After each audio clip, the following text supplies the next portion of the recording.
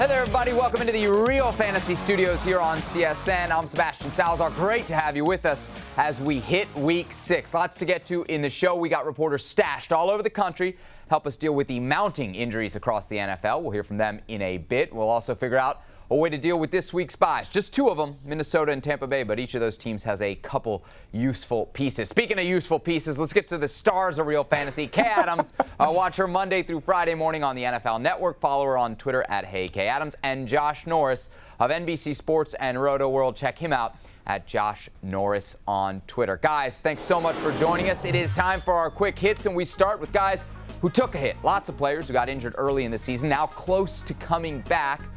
But there's some questions, like how much value does Thomas Rawls have in Seattle with Christine Michael's emergence? What about Dion Lewis in New England? Could be an intriguing option if you've got the patience to wait a little bit. And we're assuming Jeremy Langford's time as a starter in Chicago is over, thanks to Jordan Howard's production, especially over the last couple weeks. All right, so guys, how about some other big-name players who are kind of close to coming back? Who should you go claim off waivers or trade for right now when their value maybe isn't as high? Josh, I'm going to start with you. Yeah, he won't be on the waiver wire, but it's Doug Martin. I think Doug Martin has a chance to be a top 10, maybe even top 5 running back when he returns. This team just gave 30 carries to Jacquizz Rodgers. 30 carries. Just think what they're going to do when Doug Martin gets back. It's obvious they don't want Jameis Winston throwing the ball 35, 40 times. They don't trust him at this time. Again, I would trade LeGarrette Blount, maybe a wide receiver, just to try to get Doug Martin on my team. He can be a championship winner. We're trading LeGarrette Blount all of a sudden. That's weird. That's new.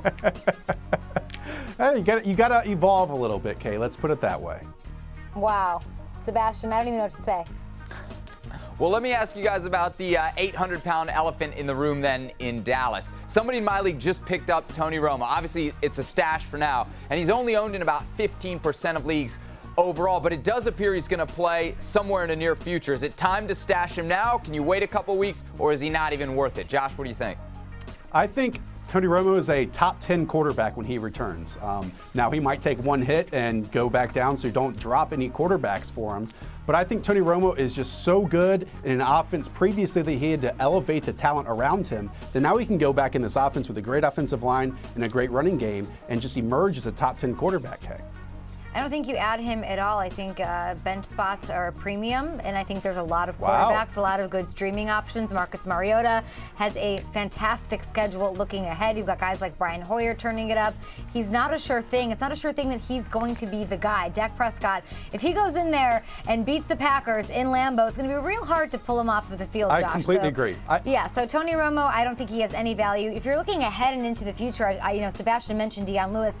I like Corey Coleman. This is a guy dealing with an injury, low-key. They need somebody to throw the ball to. And when he was out there, even though the quarterback play isn't great, he still, when he took on the Ravens and he had like 2 touchdowns and over 100 yards on 5 catches, it was pretty incredible. He's a playmaker who we heard glowing reports of in camp all offseason long. So I really like Corey Coleman. And if you're talking buy low, I like Lamar Miller. The volume is there. He hasn't scored a touchdown. That will come with the volume. And he's got a great schedule as well. All right, Corey Coleman now. Yeah, what a start to the season. Let's stick on receivers and head to the Windy City. Alshon Jeffrey's biggest problem usually is staying healthy. This year he's been healthy, but he hasn't been productive. On average, Jeffrey taken somewhere around 20 through 25 in most fantasy drafts. But the Bears wideout hasn't caught more than 5 passes in a game yet, and he hasn't found the end zone at all this season. So, guys, the real reason this is so confusing is because Eddie Royal has been thriving with Brian Hoyer, and Cameron Meredith came out of nowhere last week with a 19-point performance. So as long as Hoyer is in there, we expect him to be there a while. Is Royal now the Bears' receiver to play from here on out? And then what do we make of Cameron Meredith and his 1-week explosion? Kay, what do you think? Eddie Royal, 16 targets over the last 2 weeks. He is dealing with an injury. The benefactor is Cameron Meredith. But let's first talk about Hoyer the Destroyer for a minute, okay? He had his third 300-plus yard performance, his third multiple touchdown performance, and his third straight week without throwing an interception. It is bananas is what it is. Zach Miller, a bit banged up. Cameron Meredith is a thing. He had 12 targets. He caught 9 catches for them. He's from Illinois, grew up a Bears fan. He's got that working for him as well. Meredith is a very, very valuable wide receiver, too, right now, as Hoyer's allergic to Alshon Jeffrey. Played 93% of the snaps last week. Hey, it's really unbelievable how they're handling Alshon in this offense. He's been targeted on about half as many routes as he was last year. It's absolutely amazing. And I'm an Alshon owner. And this week I have a dilemma between Alshon, Randall Cobb, and Quincy Enunwa. And honestly, Alshon's not even factoring into that conversation because of who they're going up against. Going against the Jaguars, and the Jaguars have only allowed 2 receivers to go over 80 yards against them this week. I bet Jalen Ramsey's all over Alshon Jeffrey. And of those 3, I'm going with Randall Cobb, which is surprising to say the least. Guys, you mentioned Cameron Meredith. He's going for like $5,400 in daily. That's just an incredible deal. All right, let's move to San Francisco now. Blaine Gabbert is out. Colin Kaepernick in. We've talked a lot about Kaepernick this year. Very little of it football related, but here he is now in charge of a 49ers offense that has slowed down after a pretty hot start. Chip Kelly hoping Kaepernick is the guy to get them going again. Guys, the 49ers offense has scored at least 17 points in every game they've played, so it's not like there's no potential there. Josh, does this make anybody on San Francisco's roster, because I was looking, and there ain't much, a more promising play? I mean, there are only 2 fantasy-relevant players on that offense, and it's Carlos Hyde, who's a very good running back, and it's Jeremy Curley, who did very well last week, obviously, against Tyrann Mathieu. I don't want to be negative Norris here, but I don't think that this changes really anything with this offense at all. I think maybe Colin Kaepernick hits that deep post that Blaine Gabbert has missed on every single game this season, and maybe it goes for a touchdown. But the one must play in this game against Buffalo is Buffalo's defense. They might be the top scoring defense of the week. I'll agree. Curley, you want to make him a thing, right? 22 targets the last 2 weeks. He had a rapport with Gabbert. He only had eyes for him. Carlos Hyde is the identity of this offense. Everything goes through him. Based on volume alone, you play Carlos Hyde. But the Buffalo defense, they have really turned it around. They haven't allowed a wide receiver to score in the last 3 weeks. The only wide receiver to hit even 75 receiving yards against them in that time span is Kenny Britt with 75 yards. So they're very tough. I would avoid starting anybody.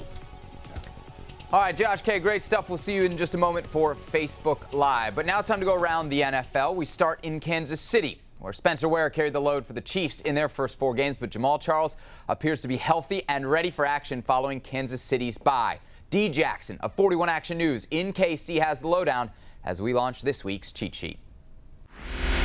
It will be good to see Jamal Charles out there full speed. Even though he's had a second knee surgery, he says he is just as fast as he's always been. And even though he played sparingly in that Pittsburgh game, you could see the nature of his athleticism coming back out, and he's certainly looking forward to getting out there against Oakland. What does this mean for a guy like Spencer Ware? He's had the bulk of the carries so far this year, but with Jamal Charles in there, I expect them to mix it up even more. But Charles is definitely a talent, and even a 75% Jamal Charles is better than no Jamal Charles at all. So Charles back in it. He's ready to play. He's ready to go. A big weekend for Kansas City as they invade Oakland.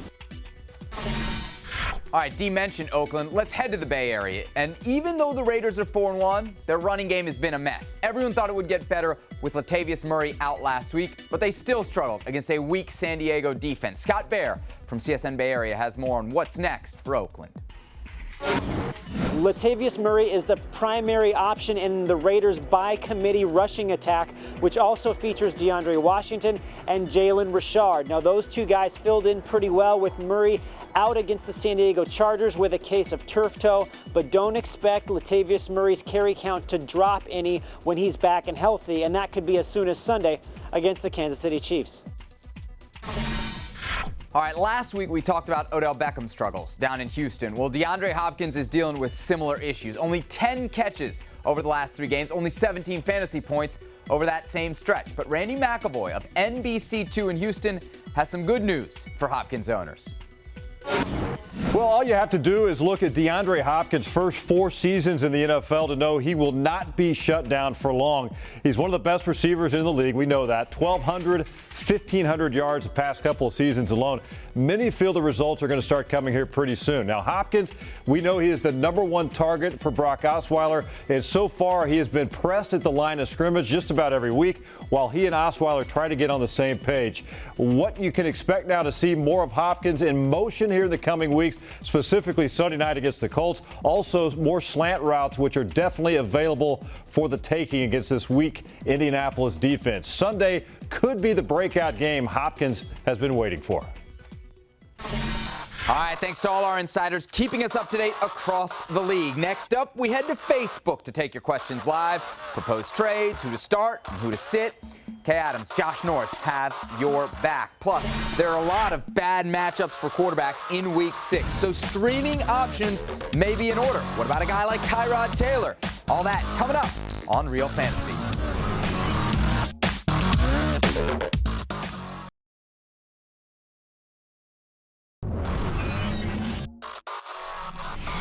All right, welcome back to Real Fantasy. I'm Sebastian Salazar. It's Week 6, so by now you ought to know the drill. Every Thursday at 2:45 p.m. Eastern Time, Kay Adams, Josh Norris, and I will take all your lineup, trade, waiver wire questions live on Facebook. How do you join us? Liking your local CSN Facebook page, and then make sure to log on every Thursday afternoon. Here are the best questions from this week. Josh and Kay, I want to start with a selfish question about my own team. I have Minnesota in my season-long. They have not kind of played up to what I'd hoped they would be as a defense. Okay. So I need a streaming option this week, obviously with the Vikings on bye. Kay, you want to start me off with some streaming D possibilities? Of course. I love streaming. I do it week in, week out. I never draft a great defense. If you had Minnesota, you're lucky and should play them when you can. But let's go with the Titans. They've got Cleveland. They've low-key been pretty good against the pass and the run. Quarterbacks aren't having too much success against them. They're widely available in all leagues. So pick up the Titans. They have 6 interceptions on the year. Yeah, Sebastian, you know my process here with defenses. We want to go after turnovers. We want to go after sacks. So I'm going to go with the Chicago Bears up against Blake Bortles because we know he kind of hands those out. And really, even with their loss of personnel on the defensive front, the Bears have only given up 66 and 98 rushing yards over the last 2 games. So I think they can shut down the run. And as long as they don't allow Allen Robinson to go 15-plus yards down the field, they can have a very good week against the Jaguars. All right, Byron's got a quarterback question. Andrew Luck or Carson Wentz? Kay, start us off. Andrew Luck or Carson Wentz? Yikes. I don't like Andrew Luck at Houston. I'm not happy with the matchup there, and he takes a ton of hits. But I got to play him over Carson Wentz. You do. Carson Wentz against Washington. I mean, I know the Wentz wagon is strong right now, but you're not sitting Andrew Luck. Yeah, I mean, Andrew Luck is throwing at least 37 times a game, which obviously really does help. Carson Wentz spreads the ball around, which is nice, but again, they're a run-first team, and I would expect them to continue to run the ball, especially against Washington, how bad their front is. So I'd go Andrew Luck in this situation pretty clearly, in my opinion. I got a wide receiver question. Rob is asking about Will Fuller. Josh, I know you've been on his bandwagon quite a bit, but Josh asks, is Will Fuller done or just a bad week last week? What do you think? Oh, come on. No, he's not done. Patience, what are we people. doing? Patience. But here's the thing. Will Fuller's not like a great play this week. He's kind of a borderline wide receiver 2, maybe a wide receiver 3 if he doesn't hit that wide receiver 2 threshold. He's a flex. But Will Fuller, again, is one of the best big play threats already in the league. And Brock Osweiler is horrendous in the red zone, like the second worst in the league in the red zone behind your boy, Kirk Cousins, Sebastian. So yeah. I'll throw this out there. 2/3 of all receiving touchdowns occur in the red zone, but not for the Texans. So Will Fuller is I'd call him a must play this week because, I mean, I bet you don't have better options if you're starting 3 wide receivers. Will Fuller's probably in that wide receiver 3 territory. This offense needs big plays to score points, and luckily they do have Will Fuller, who is getting more love than DeAndre Hopkins, who constantly faces double coverage. So Will Fuller is a hard guy to bench in a week where there's a lot of buys, when he can clearly make a big play and score a touchdown. I think it's a favorable matchup against the Colts. I like Lamar Miller in this one. People are so low on Lamar Miller. I think that they're going to lean on the run. They do lean on the run, but the volume, the opportunity, and the good matchup, I think maybe Lamar Miller scores his first touchdown of the season. Joe wants to know any tight end sleeper since my 2 aren't a 2 I should be proud of, he says.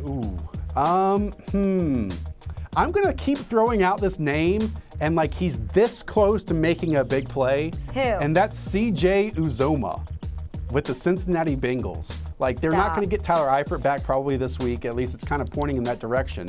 But C.J. Uzomah has like gotten a lot of red zone looks, a lot of end zone looks, and he has the opportunity. He just hasn't maximized them. But in like a realistic sense, Dennis Pitta, but I doubt he's out there in the waiver wire. Thought you were going to go C.J. Fedorowicz on me. I wish. He showed up last week. How about Charles Clay? I like Jesse James. It's an interesting one. Touchdowns. I like Jesse James scores touchdowns. He's in a great offense with a great quarterback. Charles Clay with the Bills. I don't hate it. 49ers defense has given up lots of points to everybody. They've given up some big chunk yards to tight ends. And Navarro Bowman's out as well. So, so obviously I like that Charles second Clay. level. That's a good Good point. It's coming up on Real Fantasy, no doubt. Le'Veon Bell has cemented his spot as the #1 running back. But is he worth the big money? And it is big this week in Daily Fantasy. We'll debate that and help you fill out your lineups next here on Real Fantasy. Stay with us.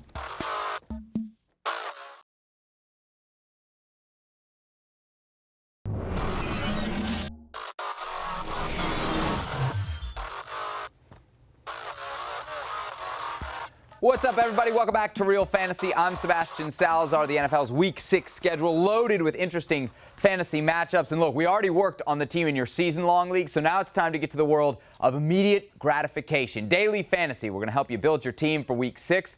But first, a look at our, and I'm using air quotes, expert picks from Week 5. And all I got to say is times, they are a-changin'. Josh Norris, no longer bridesmaid, finally a bride. He snaps my 3-week run atop the standings, but it came down to the wire. Josh was trailing me by 2 points entering Monday night. He had Cameron Braid as his tight end.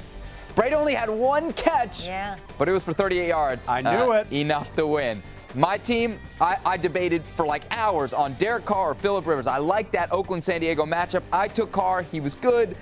Rivers was better. I got it wrong. And Kay Adams, once again, bringing up the bottom of the pack here. Steve Smith and Zach Ertz hurt her cause. There's something last to be week. said for consistency, Sebastian. I'm just trying. I build all sleeper teams. That's what I do. If I may, Sebastian and Kay, I thought that they would give you something. Oh, wait, what? What is? Oh, it's a gold medal. Oh, no more silvers for me, baby. It's gold, first place every single week here on it. Look at that. Josh, gold, wait a second. Right? That Cameron Brate 1 catch for 38 was the worst, best pick you've made. You sent him a fruit basket yet, or are you guys hanging out on his bye week? Us Harvard guys got to stick together. I didn't go to Harvard, so no. Act like you've been there before. Act like you've been there before, Let's check out Josh. the new defending champs team, and Josh spending big on running backs. But we'll talk about that in a minute. Also using Cam Newton in the Superdome, which means Josh had to go cheap at wideout with Amari Cooper, Jarvis Landry, and the aforementioned in this show, Cameron Meredith plus Dennis Pitta at tight end. Kay Adams is the first among us to start Dak Prescott at quarterback, Carlos Hyde and Terrence West at running back.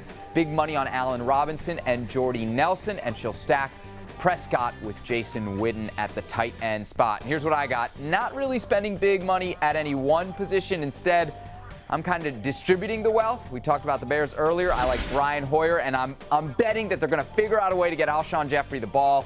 I'm also going with Ezekiel Elliott. I know it's a tough matchup. And Ryan Matthews, that's a good matchup in my backfield, along with Doug Baldwin and Jeremy Maclin at wideout. All right, so let's take a closer look at some of these teams and the selections. Kay, you spent big on Nelson and Robinson at wideout, and you bounced it out here with John Brown. He's had a disappointing season so far, but you think Brown breaks out against the Jets, don't you? I do. I think that, in recent weeks before Palmer had his injury, he was breaking out. He was being targeted a ton. He's a big play guy, and he's got the Jets. The Jets have given up big after big play over and over again. They've given up 5 touchdowns of 20 or more yards. I think he scores and has a very nice game. Hey, Josh, you rarely spend big on running backs. Obviously, this week, different story. What made you splurge?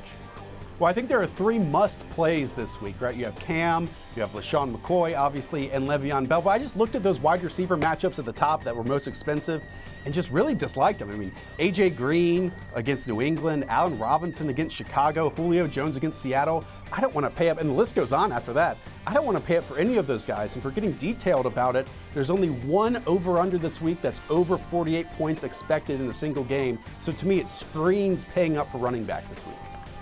All right, guys, can we take a look at my team here? I got Delaney Walker at tight end. That mostly matchup-oriented, that pick. I love him against Cleveland this week. But more long-term, Walker is consistently in the top 5 of salary for tight ends, but his numbers suggest he should be more like 8 or 9. Is Walker really a top 5 fantasy tight end, guys?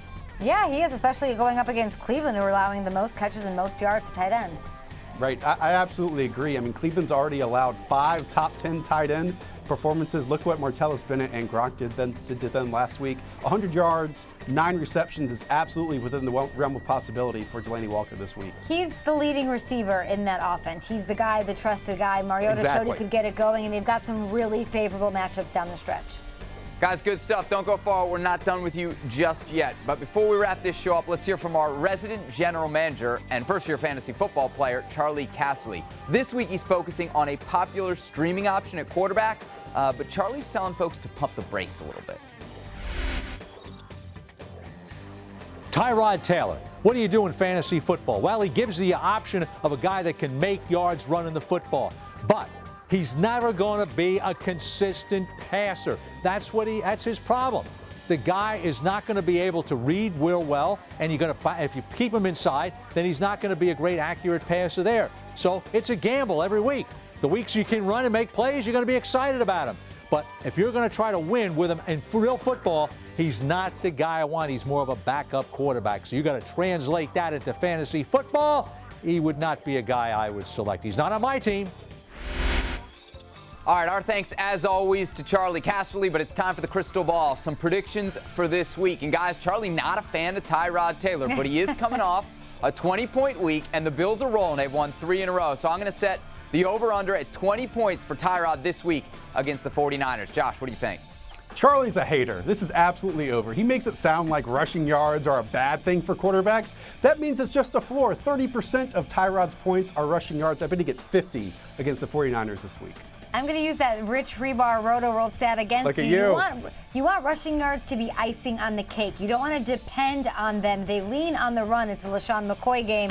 He will go well under 20 points.